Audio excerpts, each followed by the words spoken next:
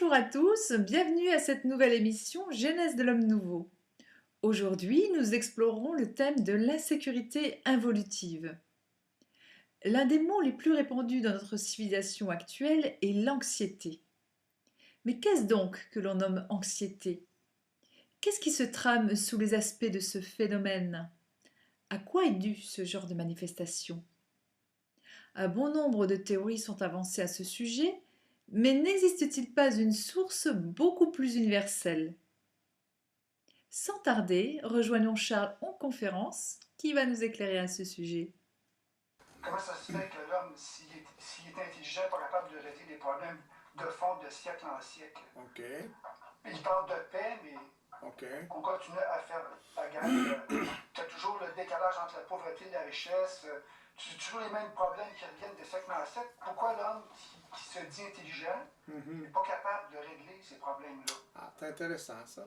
On parle-tu de deux sortes d'intelligence, là? L'intelligence systémique et l'intelligence réelle? Ouais, c'est. Ben, qu'est-ce que tu veux dire? Ben, s'il n'est pas capable de les régler, c'est parce qu'il n'est pas conscient qu'il est assujetti à un système. Ah ouais, c'est L'intelligence évident. du système. C'est ça. C'est ça. Puis quand il commence à rentrer dans sa réalité, ben là, il commence à régler probablement ses problèmes à lui. C'est ça. Ben alors, on pourrait peut-être développer ça. C'est quelqu'un qui ne connaît pas ça, il se dit comment ça se fait qu'on n'est pas capable de régler les problèmes si on est intelligent? Puis dans la vie de tous les jours aussi, quand je parle de ça, les gens, la première chose qu'ils vont me dire, qu'est-ce que ça te donne? Ah, ouais. C'est ça. Souvent, ils vont me dire, qu'est-ce que ça fait dans ta vie de tous les jours quand tu t'en vas travailler? Ouais, ouais. Ça fait une énorme différence, mais c'est pour qu'ils puissent capter un autre niveau. Ouais, ouais, c'est ça. Bon, ça dépend des gens, là. Tu m'en as déjà parlé de ça, je crois. Ça dépend des gens, là. Il y en a, là, ça sert à rien, là. Tu sais. Non, mais moi, je Pour parle eux autres. des gens quand même qui s'intéressent, là. Ah, des gens qui s'intéressent, ok. Ouais, c'est ça. Mais qui s'intéressent à la vie. Qui s'intéressent à avoir des réponses, tu veux dire, Ginette? Oui, qui s'intéressent, qui ont un côté spirituel, qui ont un côté qui Ah, veulent ok. prendre. Ouais, mais ils n'ont pas comprendre, nécessairement. mais Ils n'ont pas nécessairement, moi, ils ont pas nécessairement un côté pratique, là. Il y a une différence ça. entre accumuler de la connaissance, de la spiritualité, puis la mise en pratique. C'est ça, quand ils vont me dire l'observation, si je dis juste le mot observation, ils ne peuvent pas voir à quel point ça peut être utile. Ouais. On va plus leur montrer parce que c'est pas. Parce que ça l'est dans tout, c'est de la concentration aussi. Là. Ouais. Tu sais, si on le met sur un autre niveau. Ouais. Mais c'est là que vous allez voir les limites de votre parole. OK? Dans le sens des les limites de votre intégration. Parce que si vous n'êtes pas capable de... Tu sais, c'est évident que vous allez avoir de la difficulté à expliquer à quelqu'un parce que ça ne vous appartient pas encore. C'est pas intégré encore. Fait que, même si c'est intégré un petit peu, c'est pas encore intégré. Fait que c'est là que c'est difficile. C'est pas seulement... Même si vous avez une connaissance de certaines choses, ça ne veut pas dire que vous pouvez le parler, ça. L'expliquer. Pour l'expliquer quelque chose, pour enseigner quelque chose, pour démontrer quelque chose, il faut l'avoir intégré. C'est évident. On ne peut pas parler si on n'a pas intégré. On va parler à travers notre chapeau.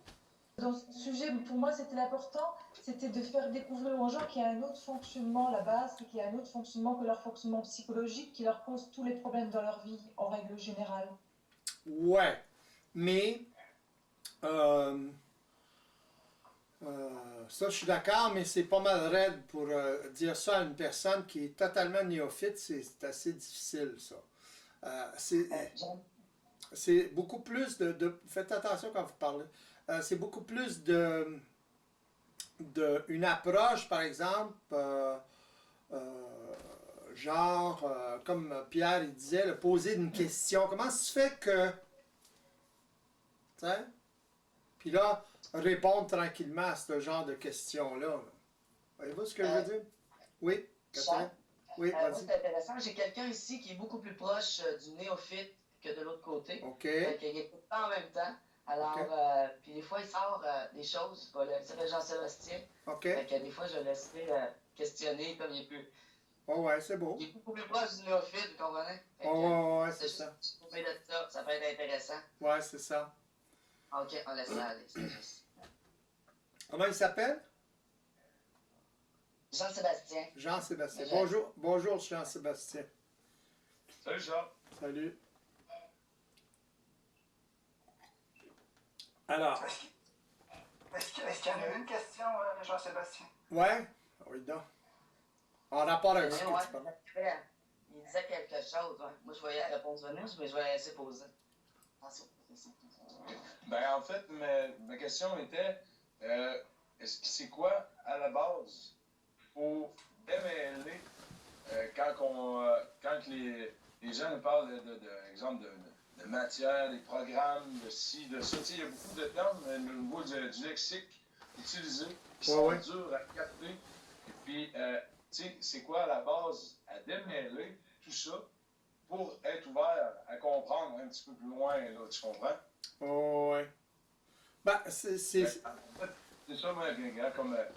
Tu sais, c'est ça ma question. Et puis, peu importe ça va être quoi la réponse, mais regarde, tu sais, je la pose quand même. Oh, ouais, c'est beau. C'est beau. Ça? Merci. Ben, c'est ça. Les gens ont de la misère à décortiquer ou à savoir ce qui se passe dans leur vie, puis qu'est-ce que c'est la vie, se poser des questions, etc. Parce que justement, les termes sont voilés, justement. Sont voilés, sont colorés. Tous les termes, tous les mots, tous les idéologies, par exemple, bon, ben c'est une coloration de la réalité. C'est ça que les gens ne savent pas. C'est que ils voient, par exemple, ils ont certaines croyances où ils ne croient pas à certaines choses, certaines religions, certaines approches, mais ils ne savent pas que finalement, derrière toutes ces croyances-là, il y a justement une interprétation de la même réalité. Alors, les gens ont inventé toutes sortes de termes, toutes sortes de façons pour décrire cette réalité-là, mais le problème, c'est qu'ils ont essayé constamment de le décrire à partir d'une conscience psychologique, qui c'est normal. Alors, de là, la coloration et toutes les interprétations de cette réalité que j'appelle la réalité systémique. Que j'essaie de rendre ça le plus simple possible, dans le sens que une réalité systémique, c'est justement le système, les lois du système, comment ça fonctionne, la mécanique du système, etc. Alors, c'est de découvrir, d'être en mesure d'observer le système. Mais c'est pas évident parce que l'être humain a des habitudes, justement, psychologiques d'observation. Et il doit développer éventuellement, pour mettre de la clarté là-dedans, il doit développer une capacité d'observation multidimensionnelle ou systémique. Donc, c'est toute la dynamique qui change. Oui, exactement. Puis les gens ne sont pas habitués à ça. Oui, vas-y. Alors, on pourrait peut-être... dynamique, c'est dur à... C'est comme captable des deux côtés. On pourrait parler de la notion de dynamique. C'est le système qui crée une dynamique, mais en même temps, l'observateur, c'est pas dynamique, le mot. Ben ouais. Ça dynamise. Ben ouais. Mais ben, c'est toute une dynamique. Dynamique, ça veut dire justement un mouvement. Hein? Fait que l'homme est dans le mouvement, dans un mouvement de conscience qui est pas tellement évolué finalement. Il croit évoluer, mais cette dynamique-là, son système de référence n'est pas très évolué. C'est ça le problème. Mais il fallait que l'homme passe par là. Il fallait que l'homme développe une capacité intellectuelle, etc. Maintenant qu'il l'a, il en souffre, puis il en souffre pour aller plus loin. C'est la souffrance qui va le faire évoluer finalement. la dynamique en question que tu parles, il est toujours dans un mouvement, comme tu dis, c'est toujours un mouvement, mais il est toujours dans un mouvement de confrontation, toujours confronté. Oui, parce qu'il ne peut pas s'adapter. C'est ça. Alors qu'il croit en quelque chose ou qu'il croit en d'autres choses, il est toujours confronté au contraire. C'est cette dynamique-là qui fait qu'ils ont réussi à rien régler, en fin de compte. C'est ça. On parle de paix, on fait la guerre, mais tu fais la guerre à quelqu'un qui, lui, il peut justifier sa façon de faire, il va tuer, mais il va justifier. Puis toi, tu vas croire en ta façon de faire, tu vas tuer, tu vas justifier. On est toujours confrontés. Ouais. Que ce soit la guerre ou peu importe, dans ta vie quotidienne aussi, on est toujours en confrontation. C'est la base de ça, c'est de la croyance, c'est tes valeurs, c'est ça. Fait que on est assujetti à ça. Ouais. C'est ça le nœud du problème. Oui, parce que justement, l'être humain, il a individuellement, là, il a énormément de difficultés à régler ses propres conflits à lui. Il ne les voit pas.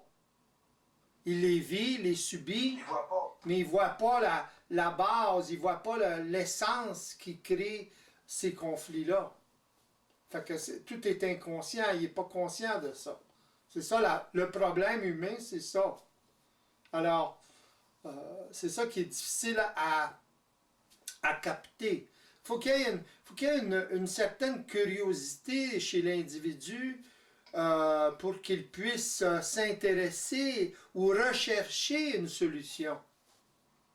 Mais lorsqu'il n'y a pas s'il n'y a pas de curiosité, s'il n'y a pas de besoin chez l'individu, à ce moment-là, ben, il ne recherchera pas, donc il ne sera pas ouvert.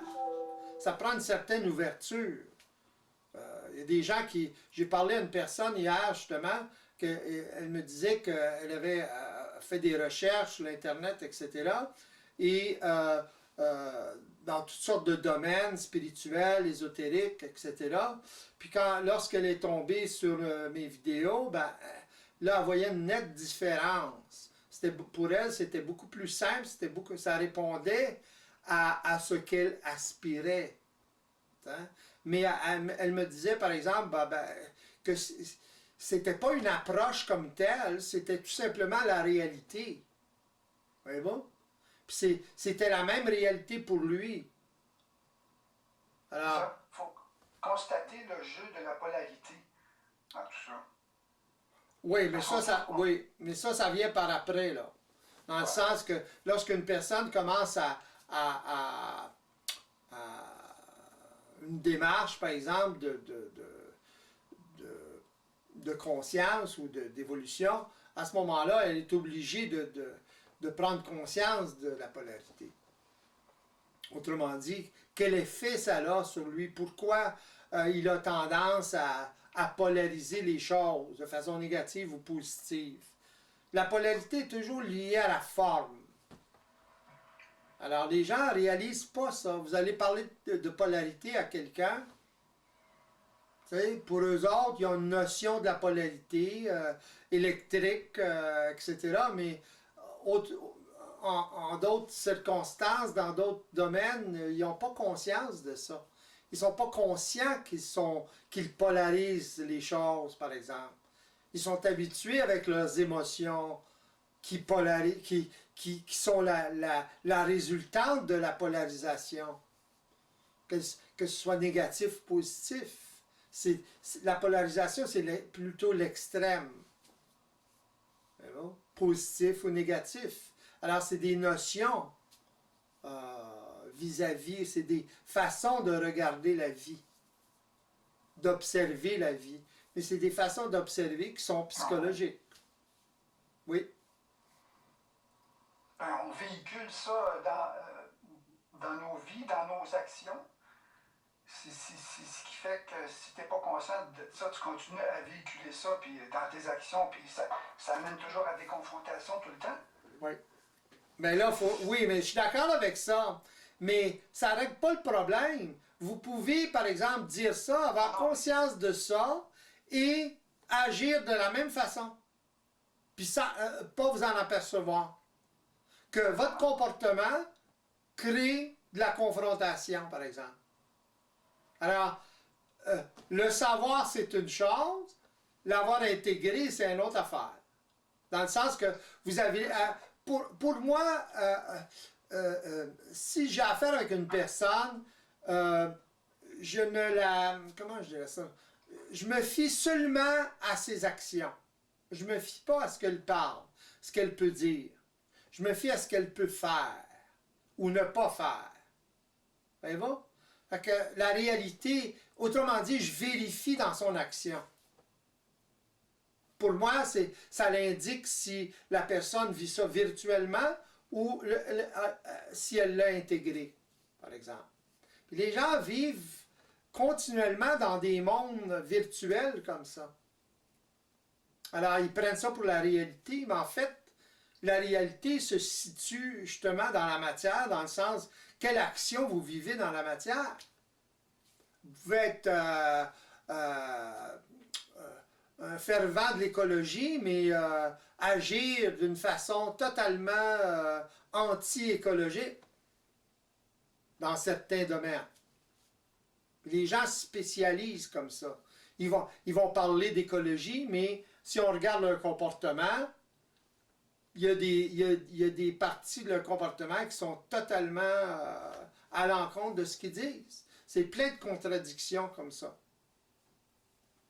Ça, c'est... Ouais, mais même oui. si ils sont en cohérence avec leur façon de penser, mettons, là, tu parles d'écologie, ils peuvent devenir des fanatiques, ils peuvent justement polariser ça un maximum, puis ils sont dans le champ complètement parce qu'ils n'ont pas conscience du fait qu'ils véhiculent encore cette polarité-là au maximum. C'est ça, parce qu'ils vivent émotionnellement, parce qu'ils vivent psychologiquement, justement. Exactement.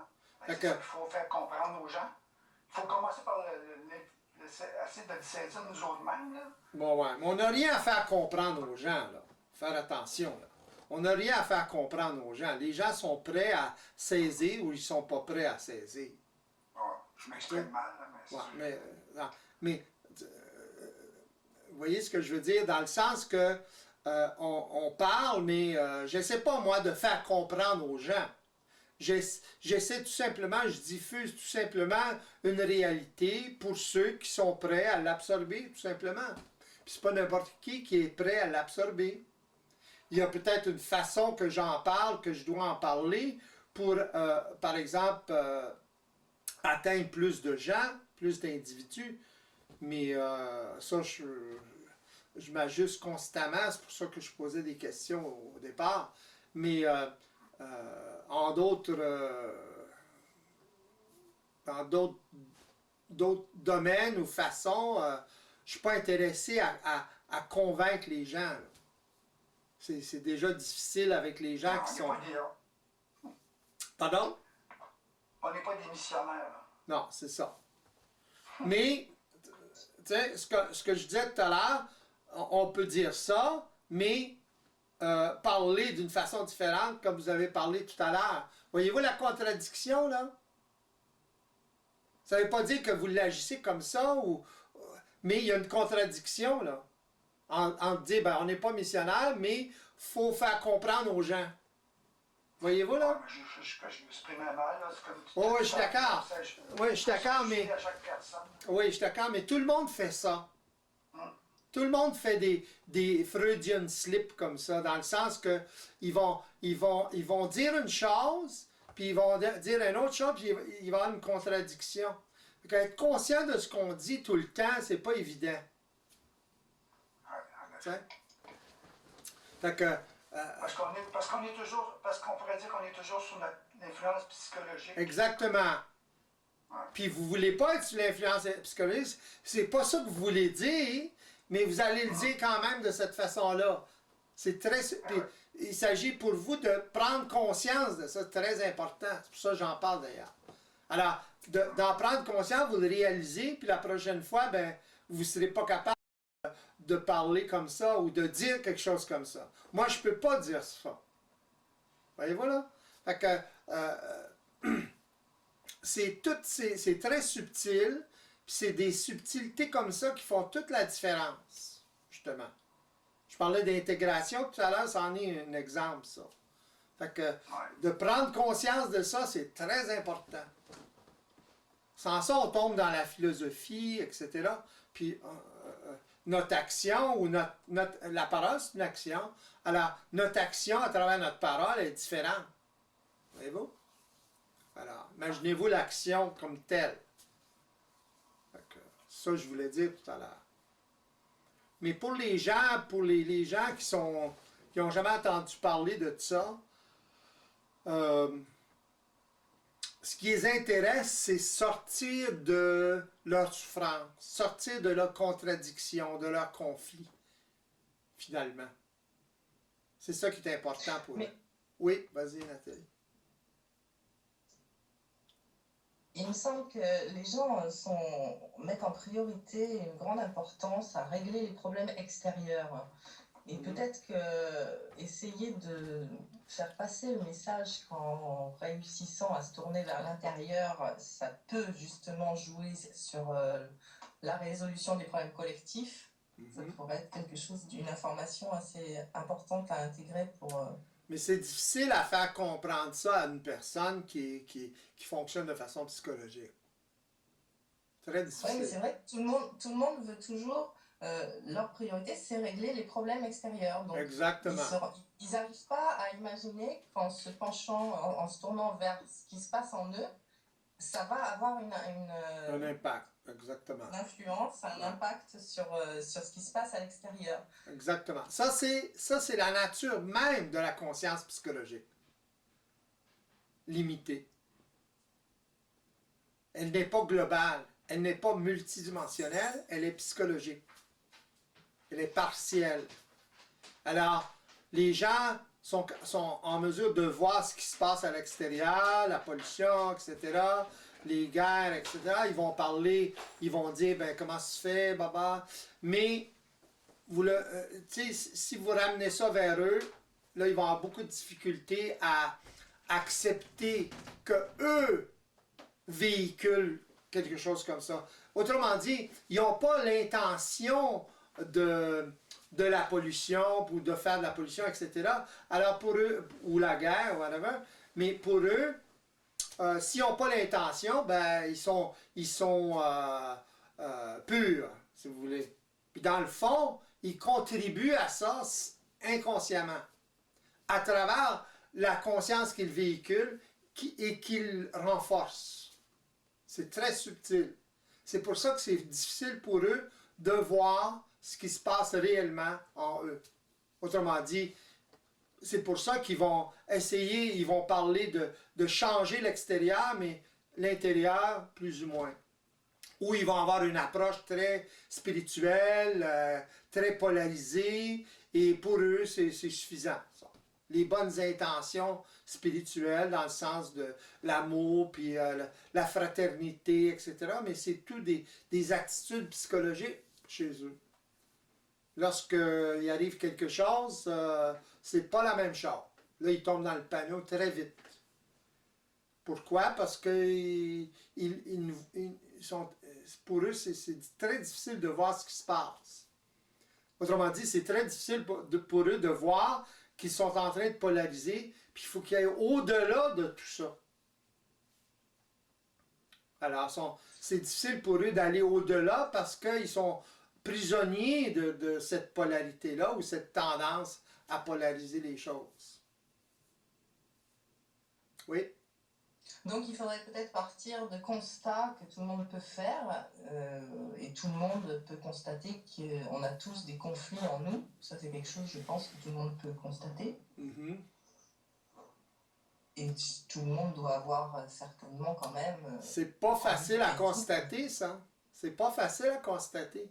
La plupart des gens, je dirais 100% des gens ne savent pas quelle sorte de conflits ils vivent.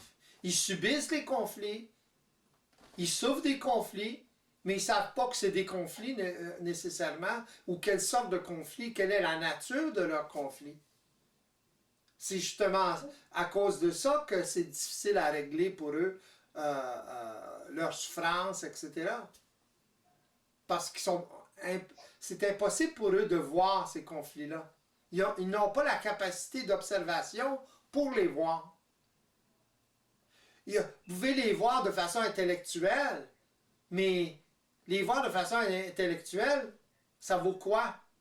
La personne connaît la mécanique, mais elle n'est pas en mesure d'observer lorsque ça se passe, ou même après que ça se passe, ou après que ça s'est passé. Qu'est-ce que ça donne à ce moment-là? Voyez-vous?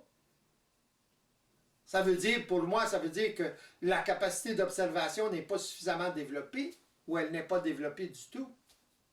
Malgré que la personne, par exemple, peut pas croire qu'elle est capable d'observer, etc. Mais son observation, elle va être beaucoup plus psychologique à ce moment-là. Chez les gens spirituels, ça se passe beaucoup, ça. Les gens se méprennent très facilement. C'est pour ça que c'est difficile de décortiquer tout ça, là. Pour une personne qui n'a pas d'expérience ou plus ou moins d'expérience, c'est pas facile à faire la différence. Les gens sont portés vers la spiritualité, c'est évident. Ça remplace la croyance religieuse. C'est ça qui se passe dans le monde aujourd'hui. On passe d'une croyance à une autre. Oui, et on cherche à croire pour donner un sens à sa vie. Donc, c'est ça. Le problème, c'est ça, c'est qu'il n'y a pas de sens, quoi, dans tout ce qui se passe. C'est ça, exactement. Et les gens, ils essaient de trouver un sens, puis pour eux autres, trouver un sens, c'est entrer ou adhérer à une croyance quelconque qui fait leur affaire.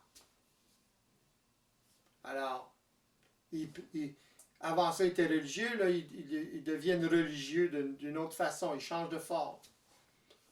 C'est tout le temps ça. Les gens passent d'une croyance religieuse à une autre. Constamment. C'est pas nécessairement une religion, mais si on regarde de plus près, ça ressemble beaucoup à une religion. Pourquoi? Parce qu'il y a une croyance derrière. Tout le mouvement spirituel dans le monde, avec toutes ses bonnes intentions, c'est des croyances spirituelles, c'est comme une religion. Puis les gens sont fanatisés, là, il y en a qui sont fanatiques. C'est ça que ça amène. Ça amène le fanatisme. Alors, pourquoi? Parce qu'il y a... C'est-à-dire? Oui. C'est-à-dire que les gens, en même temps, intuitent qu'il y a quelque chose d'autre, donc ils ne veulent pas lâcher cette dimension, mais ils l'abordent pas de façon réelle, quoi. C'est ça. C'est normal, puisqu'ils ont l'habitude, ils ont des habitudes psychologiques. Ce que j'appelle de la résistance psychologique. Toutes les habitudes que les gens ont de fonctionner de façon psychologique. Alors, c'est ça qui empêche les gens de fonctionner autrement. Voyez-vous? Malgré leurs bonnes intentions. Même des gens qui reçoivent l'information, qui absorbent ce genre d'information-là que je diffuse, ça change pas nécessairement tout de suite, là. Faut qu'il se passe d'autres choses avec ça. Faut qu'ils puissent l'intégrer, ça. S'ils ne l'intègrent pas, c'est de la connaissance. Ça peut même être de la croyance. Alors, tant que c'est pas intégré, à ce moment-là, oui. C'est vrai que c'est au fur et à mesure qu'on se rend compte qu'on peut faire les liens justement avec les différentes formes qui ont été mises dans les croyances et tout ça. Plus vous intégrez... Le chemin de croix, par exemple, on peut se dire, bon, bah là, quand on est en transition, là, on est un peu dans notre chemin de croix, là. Ouais. Oui. Oui, parce qu'il y a toutes sortes de souffrances qui vont avec.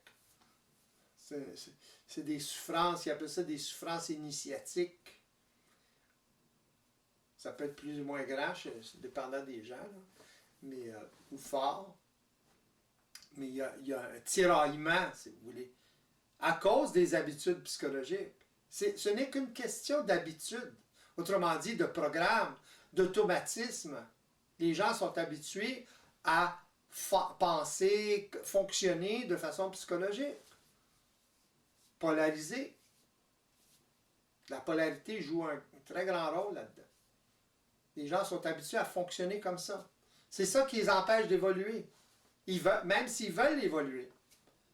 Puis la première chose qu'une personne qui était en contact avec cette réalité-là, la première chose qu'elle réalise, ou les premières choses qu'elle doit réaliser, c'est à quel point elle est influencée par sa conscience psychologique, autrement dit, à quel point elle est influencée par ses automatismes à fonctionner de cette façon-là. Voyez-vous?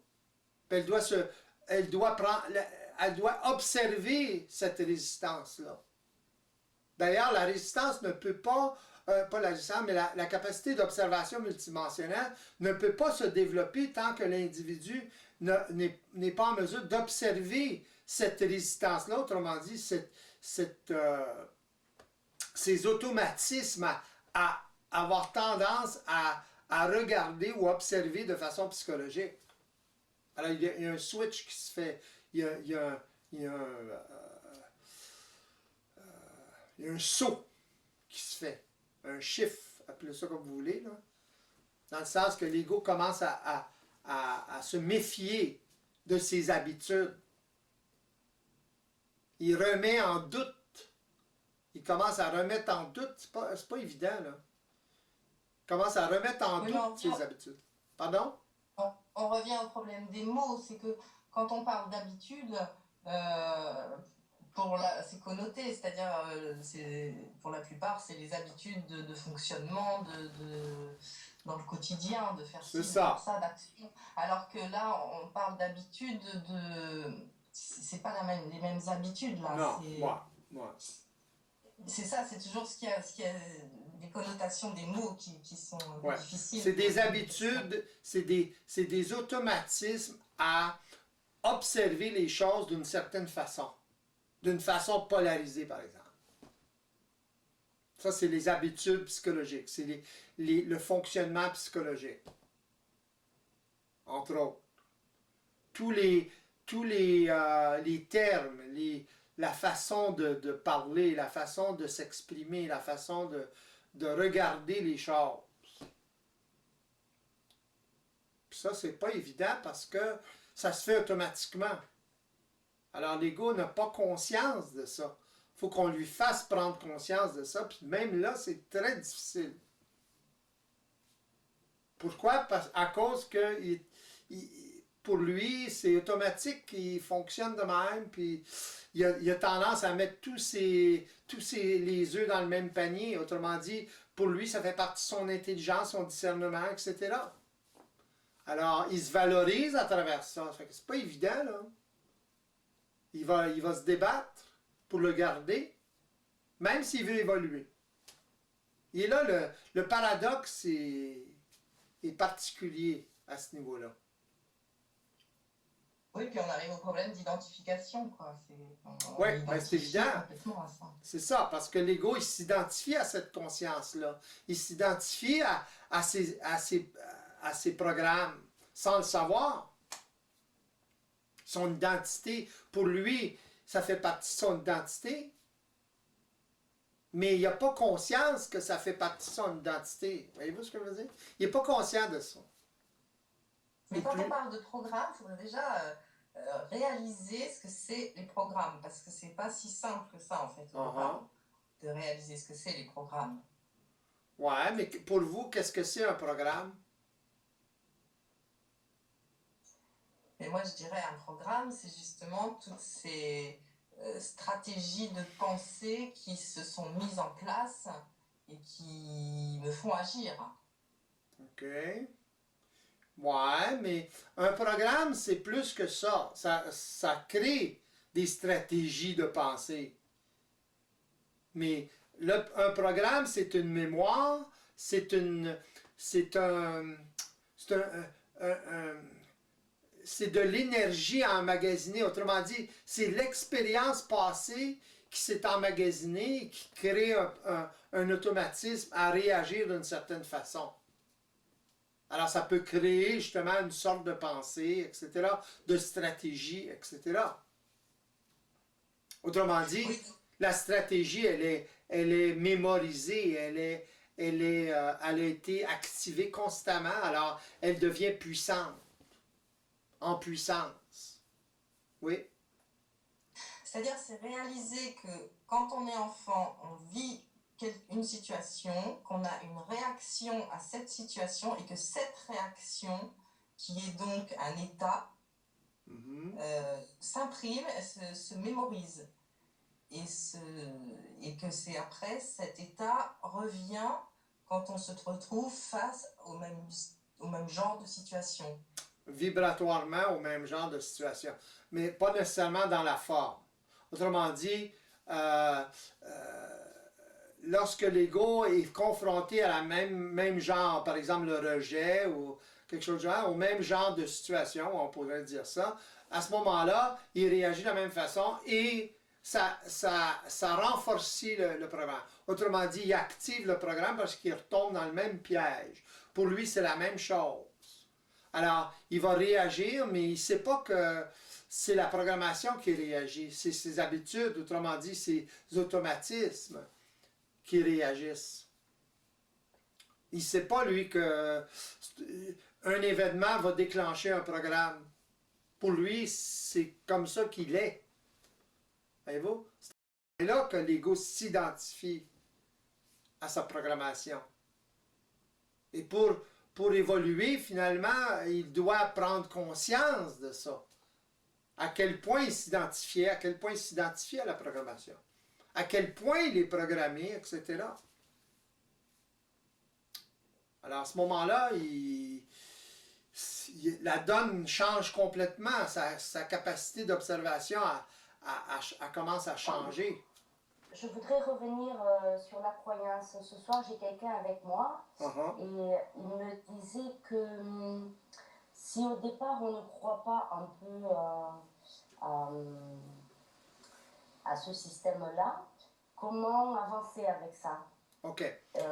Il me disait donc qu'il faudrait un peu de croyance quand même. Oh, ouais, OK. Très intéressant ça. Dans le sens que ce que j'appelle de la croyance, c'est accepter quelque chose dont on n'a pas l'expérience. OK? C'est ça que je parle par croyance. Les gens vont dire, comme cet individu-là va dire, si on ne croit pas un petit peu, mais là, il emploie le mot croyance. Voyez-vous les mots, là, comment c'est?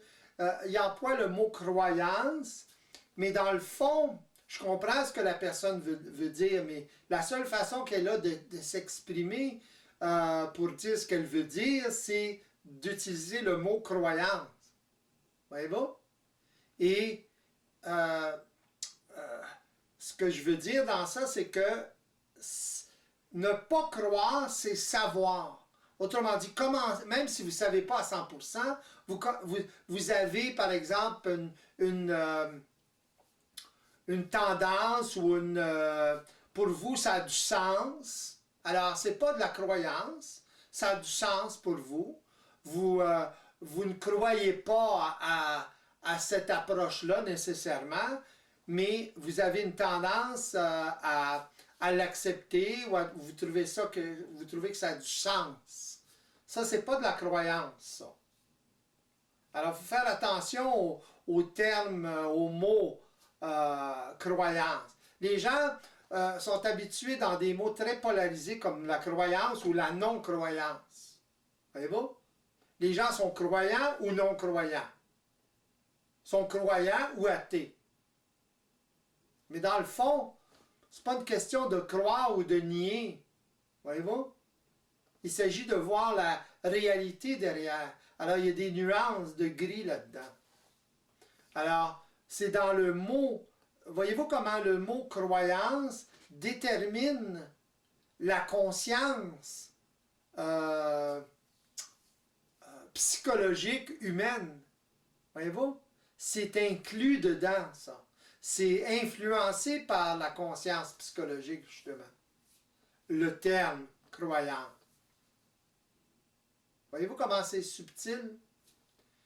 Alors, je comprends la question, là, mais regardez ça plutôt comme, pour vous, ça a du sens. Ce que vous entendez, ça a du sens.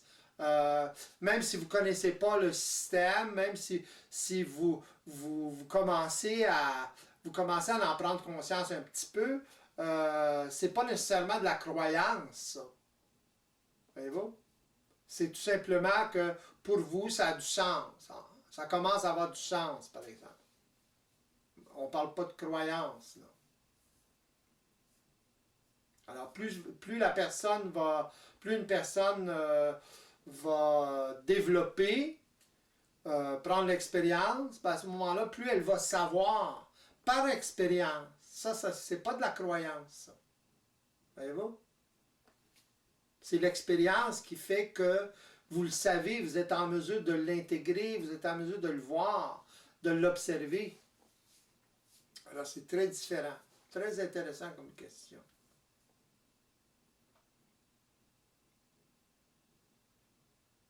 Un peu comme la science, on avance, puis c'est en la vivant que là, on réalise. Oui, mais même pour la science, il y a beaucoup de croyances. T'sais? Dans le sens que les scientifiques, v'là 200 ans, ils croyaient certaines choses. V'là 1000 ans, ils croyaient que la Terre était plate. Voyez-vous? Puis c'était la science du temps. Alors, il y avait une croyance là-dedans, puisque la Terre n'est pas plate. C'était pas supporté par les faits. Voyez-vous? Une croyance, c'est jamais supporté par les faits. Une croyance, ça veut dire que on accepte quelque chose sans avoir vérifié. C'est ça une croyance. Autrement dit, une croyance, c'est faire confiance, avoir la foi. Mais la foi, c'est très vague, c'est très fragile à cause de ça. Parce que ce n'est pas supporté par des faits. Vous pouvez sentir quelque chose, mais si vous ne le définissez pas, voyez-vous? Alors, vous pouvez penser que la Terre est plate, puis la Terre est ronde, en fait. Mais ça fait partie de la croyance. Il y en a même qui se sont fait tuer, ils se sont fait exécuter à cause qu'ils ont avancé que la Terre était ronde. Alors, ça va loin, là. Voyez-vous comment c'est la croyance? Alors, si on dérange le statu quo de la croyance, c'est dangereux. Dangereux pour les individus qui dérangent. Puis même aujourd'hui, dans notre société, c'est comme ça que ça fonctionne. C'est moins violent, peut-être, là, mais c'est plus subtil, mais c'est quand même ça. Allez commencer à parler de la médecine, puis remettez en question la médecine, etc. Vous allez voir que vous allez avoir un retour assez rapidement. Alors, il y a une croyance là-dedans. Il y a une croyance qu'une science ou une médecine est parfaite, puis il n'y a rien d'autre en dehors de ça. Voyez-vous? Ou une façon de fonctionner, comme la médecine d'aujourd'hui, là. Médecine moderne, qui a une approche particulière. Il y a une résistance à changer quelque chose. Ça commence un peu, il commence un peu à inclure des choses différentes, des approches différentes. Mais ce n'est pas évident là encore. Ça en est de la croyance.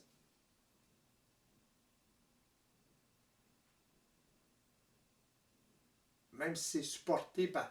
Même si leur avancée, si vous voulez, c'est supporté par certains faits, il n'y a pas tous les faits, justement. On exclut des choses.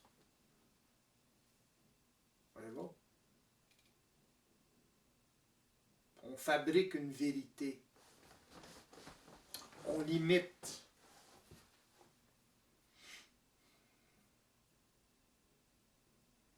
Alors,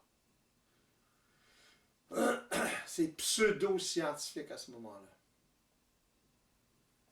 Mais au départ, on part quand même bien d'une information qu'on n'a pas encore expérimentée de toute façon.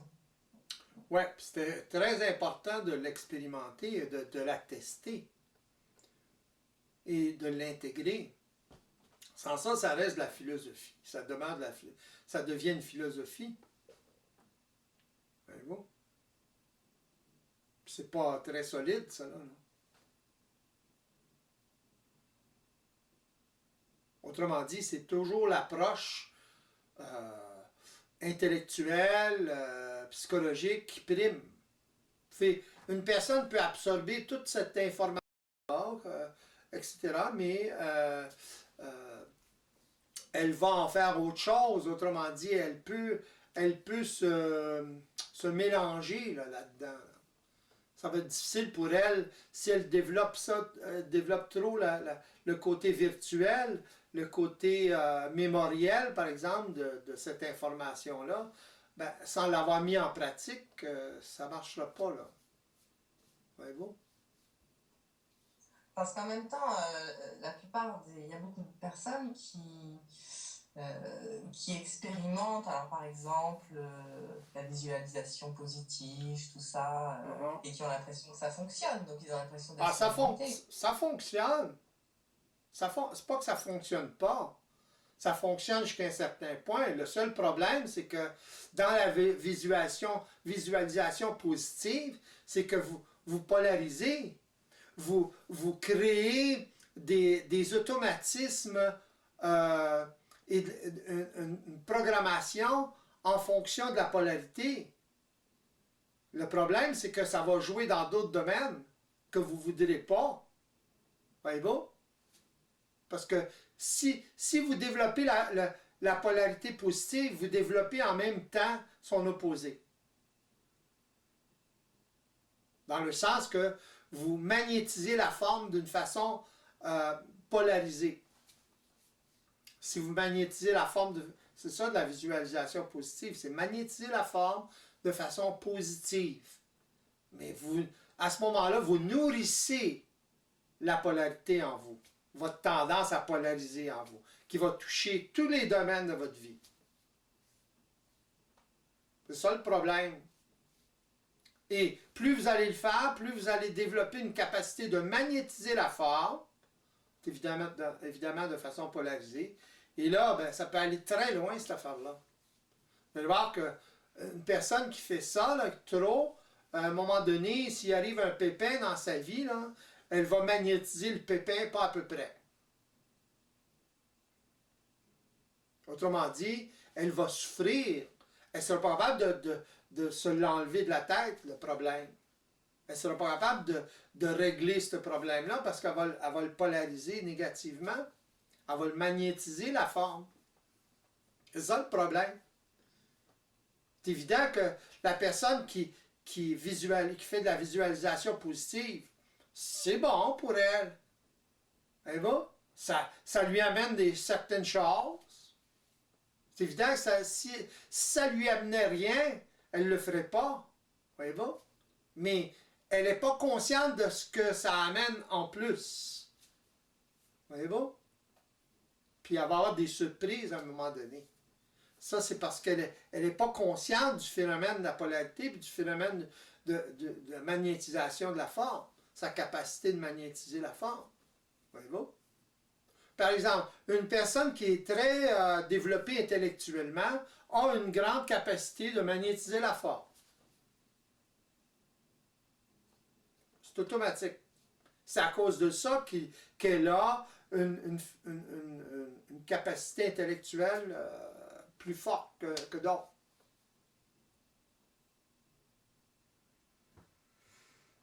Mais si elle polarise en même temps, autrement dit, s'il n'y a pas de conscience systémique là-dedans, ben à ce moment-là, elle va subir les conséquences.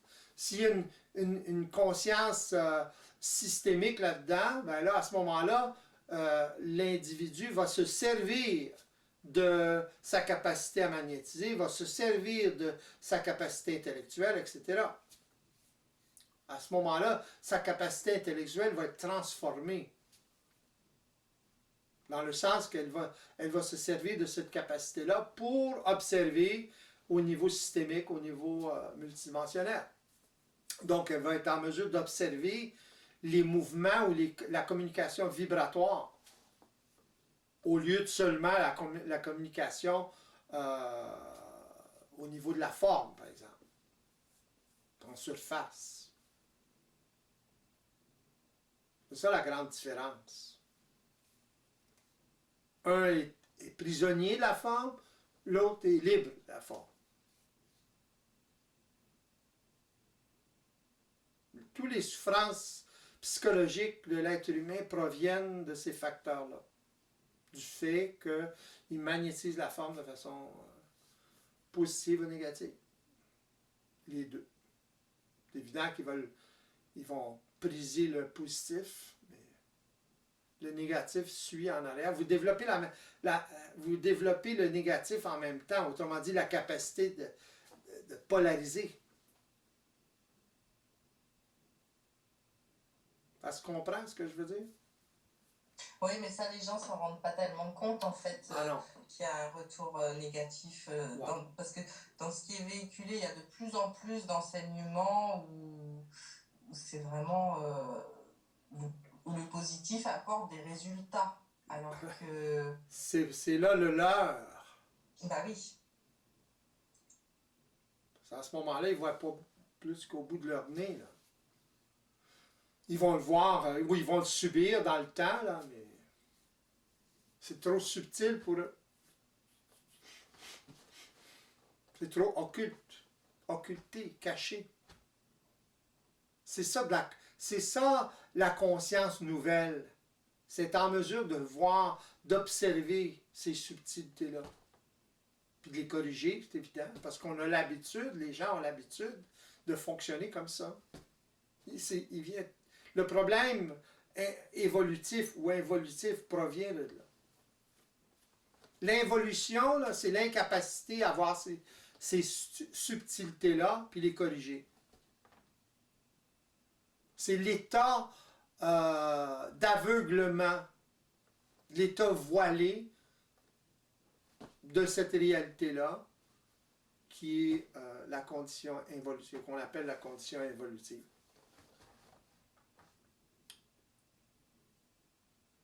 Puis c'est déjà réussir à faire la différence entre la conscience et la pensée. Ah oui. La pensée n'est pas la conscience. Non. Et rien que ça, déjà, à intégrer. C'est déjà... ça. Ouais. Parce que ça pense, là. Ça pense n'importe quoi, là. Et pas tes pensées, des fois, là, que ça va pas, là. Mais c'est pas votre conscience, nécessairement. Si vous identifiez à ça, oui. Voyez-vous? Ça fait partie de votre conscience, à ce moment-là. Si vous ne vous identifiez pas à la pensée comme telle, à ce moment-là, vous le regardez comme quelque chose qui se passe dans votre mental, autrement dit, votre faculté à penser, mais la pensée elle-même, ça provient d'où? Est influencée par quoi? Vous avez la faculté de penser, mais la pensée, la forme que prend la pensée, la coloration de la pensée, c'est toujours teinté par la programmation. C'est la programmation qui crée l'atmosphère. Vous n'en apercevez pas, mais il y a une réaction. Il y a des événements, il y a peut-être des événements. Ça peut être, par exemple, une atmosphère dans une ville, dans une chambre, dans une maison. Ça en est des événements, ça. C'est plus subtil. Puis ça peut déclencher certains programmes qui vous font, qui colorent la pensée, ce qui se passe dans votre mental. D'ailleurs, les mises en vibration sont toujours accompagnées d'une atmosphère. C'est l'atmosphère habituellement, qui est nocive, qui va vous faire souffrir parce que vous vous embarquez dedans, vous y croyez à ça. Pourquoi? Parce que vous vous identifiez à la pensée, à la mise en vibration, etc.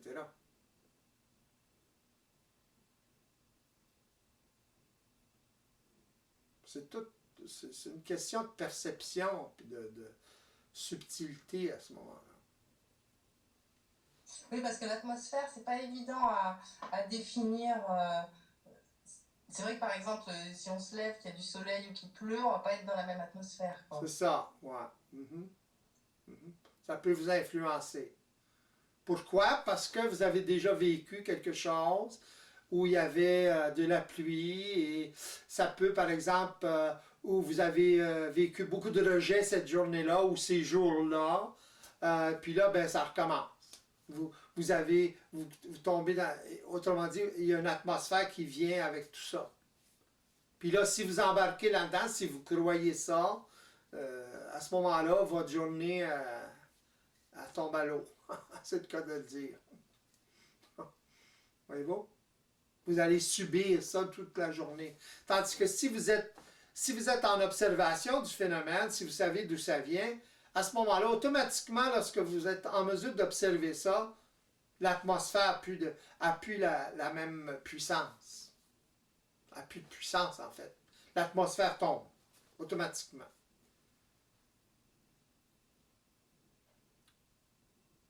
Aussitôt que l'être humain est en observation, cette atmosphère ou la pensée qui l'accompagne, etc., ça tombe. On ne peut plus continuer à embarquer dedans, autrement dit, à croire tout ça. Parce qu'on est trop au courant de ce qui se passe réellement. Voyez-vous? Si vous souffrez de ça, c'est parce que vous y croyez. Vous vous identifiez à ça, etc.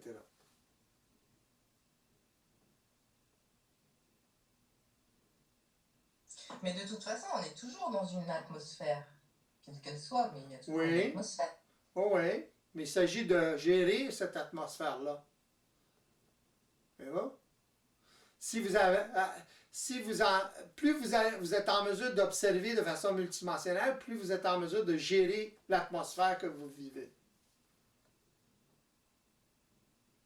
C'est ça la paix. Vous en arrivez à une paix parce que vous ne vous laissez plus influencer par les atmosphères qui viennent et qui s'en vont comme ils veulent. Voyez-vous? Vous savez ce qui se passe. Alors, vous pouvez être dans une atmosphère pendant 1 minute, 30 secondes, mais aussitôt que vous êtes en observation de ce qui se passe, ça disparaît. Voyez-vous? C'est comme un rêve. Aussitôt que vous savez que vous rêvez, c'est plus la même chose. Là. Vous avez des capacités différentes. Parce que vous êtes en observation, par exemple, d'un rêve. Dans le rêve. Vous savez que c'est un rêve. Alors, vous pouvez faire ce que vous voulez. C'est ça, les rêves éveillés, là, quand certains parlent de ça, là, dans le sens qu'ils pratiquent, ils essaient de s'éveiller dans le rêve. C'est pas parce que vous avez l'intention de vous éveiller dans le rêve, vous allez vous éveiller. Là. Plus c'est lié à l'observation multidimensionnelle. L'éveil dans le rêve, c'est lié à l'observation multidimensionnelle. Si vous êtes en mesure d'observer de façon multidimensionnelle dans votre vie de tous les jours, éveillé, là, à ce moment-là, de plus en plus, vous allez vous éveiller dans le rêve pendant que vous dormez. Autrement dit, vous allez savoir, à même le rêve, vous avoir conscience de choses que vous n'aviez pas conscience avant. Voyez-vous? Vous allez être de plus en plus conscient dans le rêve. Ça vient pas, c'est pas total. Ça évolue. Ça s'accumule. Autrement dit, la capacité d'être éveillé dans le rêve, d'être conscient dans le rêve, ça évolue au fur et à mesure que vous évoluez au niveau de votre capacité d'observation multidimensionnelle. C'est évident. D'ailleurs, il y a un parallèle entre l'éveil, quand je parle d'éveil, là, et le non-éveil, dans le sens d'une conscience psychologique qui est totalement comment je dirais ça, non? Endormie à ce qui se passe au niveau systémique. L'être qui fonctionne de façon purement psychologique, qui n'a aucune idée, là, à ce moment-là, il est comme dans un rêve. Autrement dit, il n'a pas conscience de ce qui anime sa vie. Pareil comme dans le rêve, l'ego n'a pas conscience de ce qui anime le rêve, puis qu'il est dans un rêve. Je ne sais pas si je suis clair. Ouais, en fait, en conscience psychologique, on est comme une balle de flipper, là, on se fait balader de partout et c'est pas nous qui jouons, quoi. C'est ça, puis vous n'avez pas conscience de ce qui se passe, ce qui anime. Voyez-vous? Ce qui vous anime. C'est un peu comme dans un rêve. Vous n'avez pas conscience que vous êtes en train de rêver. Avoir conscience que vous êtes en train de rêver, c'est déjà un commencement. Là. Être en mesure de faire ce que vous voulez dans le rêve, c'est une autre histoire. Ça prend du temps. Plus vous allez être en mesure de, comme je disais tout à l'heure, d'observer de façon multidimensionnelle, plus vous allez être conscient dans le rêve. Ça n'aurait plus de sens pour vous. Vous allez avoir tout de suite la puce à l'oreille. Ça va vous éveiller dans le rêve. Parce qu'il y a des rêves, c'est absurde. Là. Pas comme il y a des vies, des situations dans la vie que c'est absurde. Voyez-vous? Souffrir psychologiquement, c'est absurde. Mais les gens ne regardent pas ça comme une absurdité. Pour eux, c'est non, parce que c'est réel. Quand on souffre, pour eux, c'est réel. Ouais, mais vous souffrez. Si vous regardez ça, vous souffrez pourquoi? Parce que vous croyez, vous vous identifiez. Voyez-vous? Vous croyez le rêve. Pour faire le parallèle avec le rêve. Vous êtes dans le rêve à ce moment-là. C'est la même chose. C'est similaire. Lorsque une personne s'identifie à ses ressentis, à sa pensée, au programme, sans le savoir, là, c'est la même chose qu'une personne qui ne sait pas qu'elle rêve. Elle n'est pas éveillée dans son rêve. Même chose. Il y a des degrés d'éveil, là, tu sais. Ça va avec l'expérience. Alors, plus une personne est en mesure d'être informée sur ce qui se passe, plus elle est en mesure d'intégrer, d'observer, lorsque ça se passe, justement, ou après que ça s'est passé, à ce moment-là, elle intègre. Mais si la personne n'est pas capable de le voir, elle ne peut pas intégrer à ce moment-là. Autrement dit, elle ne peut pas profiter de l'expérience. Parce qu'à ce moment-là, parce qu'elle est trop, elle s'identifie trop à la situation, à la pensée, à son opinion, whatever. C'est subtil.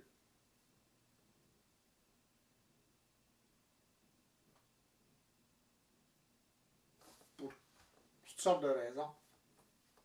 Il y a toujours des bonnes raisons. Anyway. Plus ils sont bonnes, plus vous devriez vous méfier. De vos réactions, je parle. Voyez-vous? C'est toujours en rapport avec vos réactions.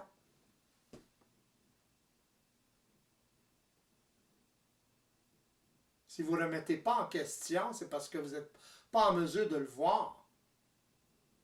De voir vos réactions en rapport avec vous avez raison ou pas, ou whatever. Actuellement, vous avez raison de réagir. Quelle que soit la situation ou les raisons, ça n'a pas d'importance. Ce qui est important, c'est votre réaction. Mais si vous n'êtes pas habitué à vérifier, parce qu'on peut vérifier seulement au niveau de notre réaction, voyez-vous? Mais si vous n'avez même pas, ou une personne n'a même pas la puce à l'oreille, elle ne peut pas vérifier, elle n'a pas la capacité mentale de vérifier. Autrement dit, la capacité d'observation. En conséquence, donc, à ce moment-là, elle va subir sa condition. Ou ses bonnes raisons. Whatever. C'est aussi subtil que ça.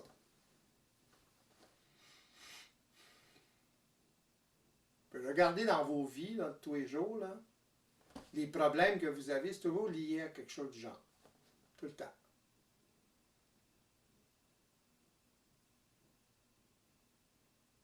À ce moment-là, vous allez avoir de la misère à être plus souple. À cause, justement, que vous ne débordez pas, par exemple. Donc, vous allez amoindrir vos relations, etc. C'est la base même des guerres et des problèmes. On revient à ce que Pierre disait au départ. C'est la base même de tous les problèmes humains. Ce genre de comportement-là, autrement dit, ne pas être en mesure de voir le jeu dont vous êtes victime. Au début, on en parlait sur une échelle mondiale. Alors, les gens croient, puis quand ils adhèrent à certaines croyances, soit des croyances face à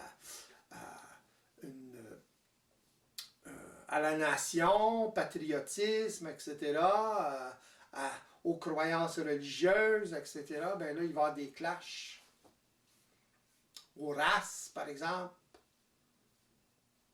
Là, il va y avoir des clashs. Mais ça revient à la même chose.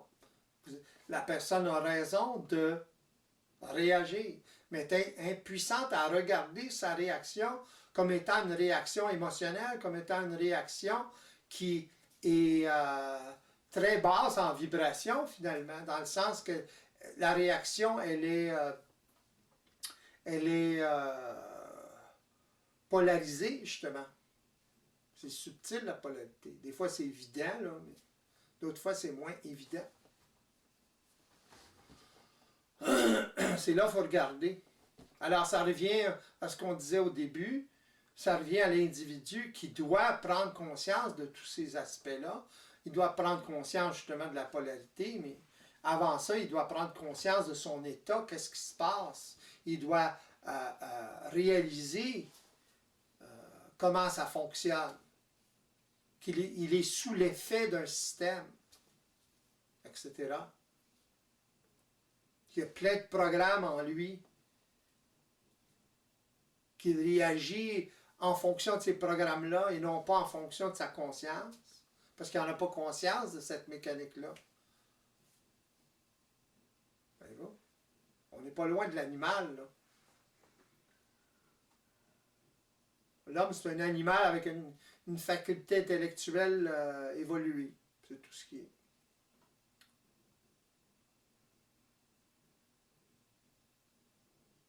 Mais est-il évolué? Est-il homme encore? On peut se poser la question. Si on regarde les faits, on peut se poser la question. Malgré que l'homme se dit humain, voyez-vous? Mais si on regarde les faits, si on vérifie, on ne peut pas dire que l'humain est 100% humain, puisqu'il agit comme un animal. Alors, il est entre l'animal et l'homme. L'être humain actuel n'est pas encore parfaitement humain ou complètement humain.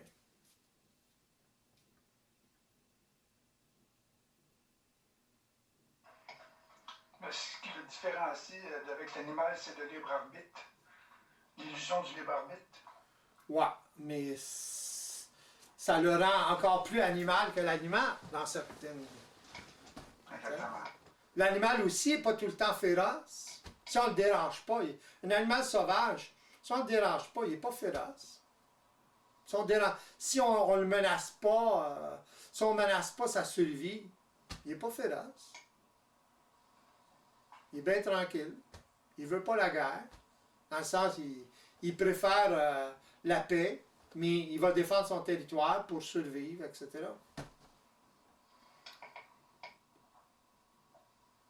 L'homme a développé cette notion du libre arbitre, mais dans le fond, il n'est pas libre encore. Parce qu'il n'est pas libre de sa programmation. Ça a un rapport direct avec ça. Il se croit libre parce qu'il s'identifie à sa programmation. C'est très occulte. En fait, le libre arbitre, c'est très lié à la polarité, dans le sens que quelqu'un peut devenir très, très spirituel ou très, très barbare. On peut prendre les deux extrêmes. C'est ça qui a développé avec l'illusion du libre arbitre. Oui, oui.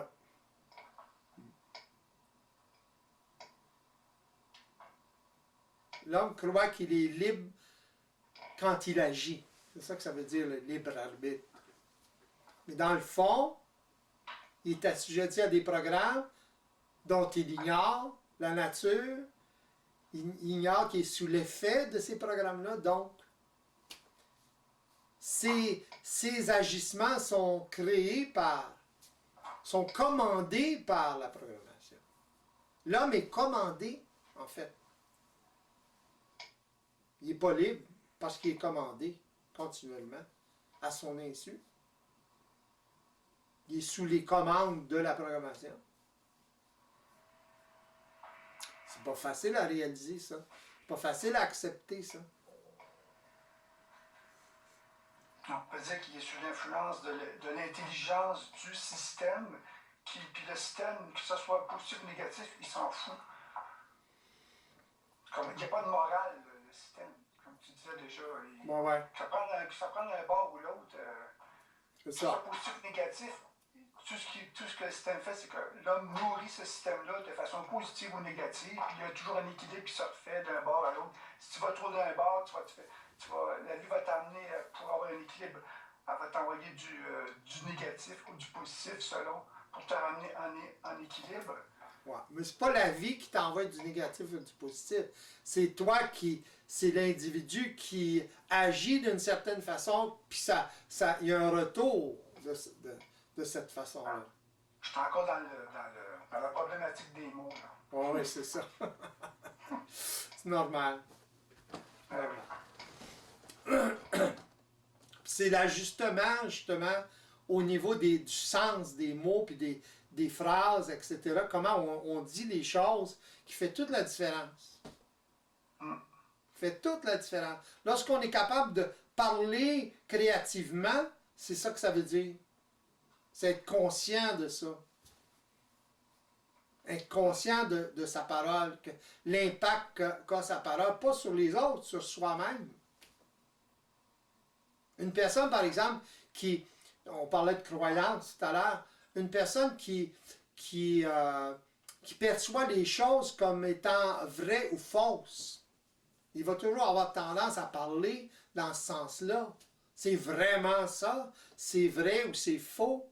Voyez-vous? Alors, s'il utilise ces termes-là, il se maintient, à cause de son action, de la parole, il se maintient il maintient ou il nourrit un mental polarisé. Il nourrit la polarité dans son mental. Alors, il nourrit les programmes ou les automatismes à polariser.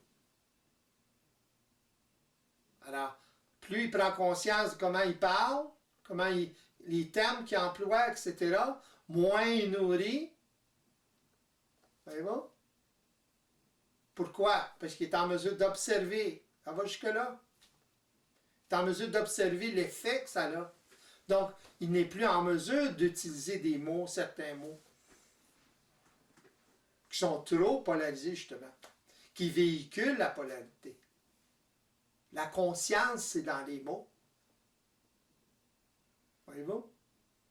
Dans le sens qu'on nourrit une conscience ou une autre à travers la parole et les gestes.